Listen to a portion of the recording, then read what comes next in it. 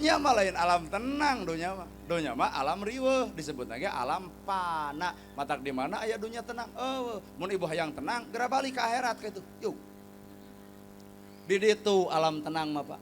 Moal mikiran usaha, moal mikiran duit, moal mikiran dahar, moal mikiran make, moal mikiran jabatan, moal mikiran segala-gala nu ditempo iwati kanikmatan Allah ku sakitu geus tenang hirup. Keur saha? Keur jelema nu boga amal ibadah. Kahartos. Kan sabalikna keur jelema tu gablek ibadah mah lain tenang, riweuh. Nu nyakar, nu nyiwit, nu nonjok, nu ngejejek, nu ngedengkek. Saha eta? Amal sia ceuk kitu teh.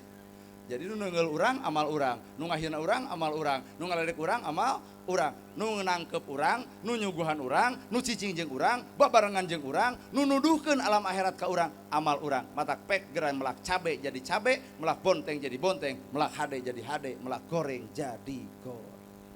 Kahartos ya teh.